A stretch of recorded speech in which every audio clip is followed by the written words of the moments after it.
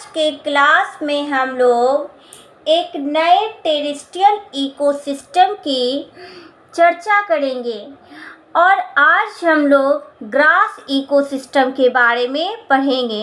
तो चलिए समझते हैं। देखिए, एक ऐसा स्थलीय पारितंत्र जिसमें मुख्य रूप से घास और शाकीय पौधों की बहुलता होती है, उस क्षेत्र को हम लोग घास पारितंत्र कहते हैं। तो जो घास वाला इकोसिस्टम है, जो ग्रास इकोसिस्टम है, उस इकोसिस्टम का जो प्रोड्यूसर है वो प्रोड्यूसर घास ही है। भोजन बनाने का जो काम होता है उस इकोसिस्टम में वो घास करते हैं, ठीक है। और इसी पर जो है सारे जीव जंतु इसी उत्पादक पर निर्भर रहते हैं। इस क्षेत्र में जो है जो घास वाला इकोसिस्टम है, इस क्षेत्र में कई प्रकार के जीव जंतु पाए जाते हैं। कीट पतंग होते हैं, सरीसृप, कृंतक का मतलब हो गया कि जो कुतरने वाले जीव हैं, जैसे कि चूहा है, गिलहरी है, ये सब जीव भी इस क्षेत्र में पाए जाते हैं। और इसी घास पर जो है, इसी प्रोड्यूसर पर सभी जीव जंतु जो है निर्भर रहते। इस क्षेत्र में जो है सूक्ष्म जीव भी पाए जाते हैं। तो जो घास स्थल है, वो घास स्थल की जो मृदा होती है वो काफ़ी पोषक तत्व वाली होती है।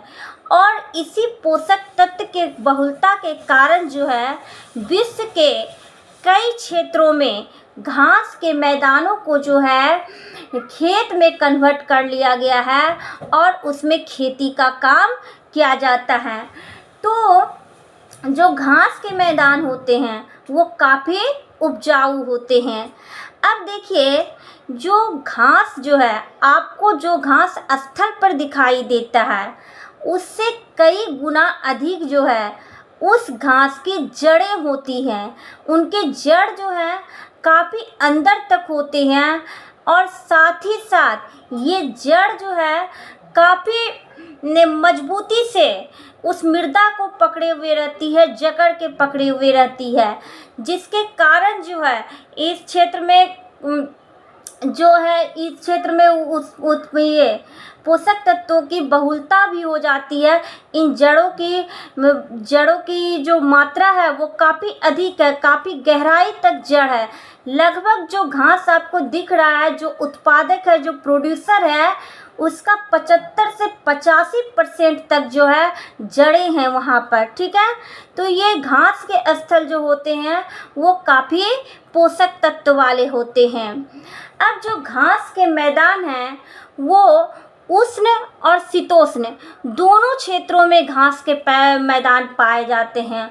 और वैसे सभी क्षेत्र जहाँ पर वन को विकसित होने लायक अनुकूल परिस्थितियाँ नहीं है, वर्षा की मात्रा नहीं है, वहाँ पे उस क्षेत्र में जो है घास के मैदान विकसित हो जाते हैं। आप अपने आसपास के क्षेत्र में भी बहुत सारा चारागाह वाला ज़मीन देखते हैं, वो वही क्षेत्र है जहाँ के वन विकसित नहीं हो पाया, वहाँ घास उग जाते हैं, ठीक है। तो घास के मैदान जो है उष्ण और शीतोष्ण दोनों क्षेत्रों में पाए जाते हैं घास के मैदान। अब देखिए, इन घास के मैदानों को जो है अलग अलग स्थान पर अलग अलग नामों से जाना जाता है। तो देखिए, सबसे पहले उत्तरी अमेरिका में जो है इस घास के मैदान को प्रेयरी के नाम से जानते हैं।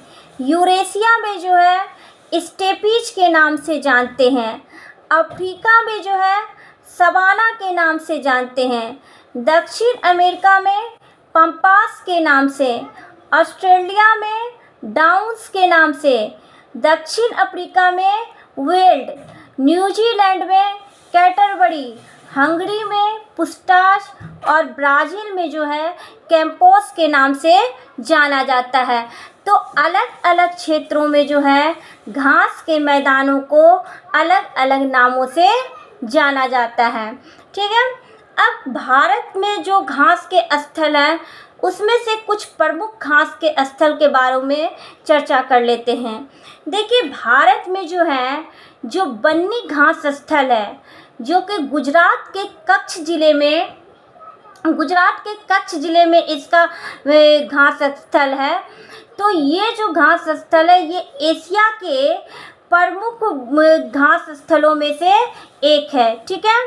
उसी तरीके से अल्पाइन घास के मैदान जो जम्मू कश्मीर और लद्दाख के क्षेत्र में पाए जाते हैं, जैसे कि सोनमर्ग हो गया, गुलमर्ग हो गया, ये सभी घास स्थल हैं, घास के मैदान हैं। उसी तरीके से उत्तराखंड और उत्तर प्रदेश के जो तराई वाले क्षेत्र हैं, उन क्षेत्रों में भी घास के मैदान पाए जाते हैं।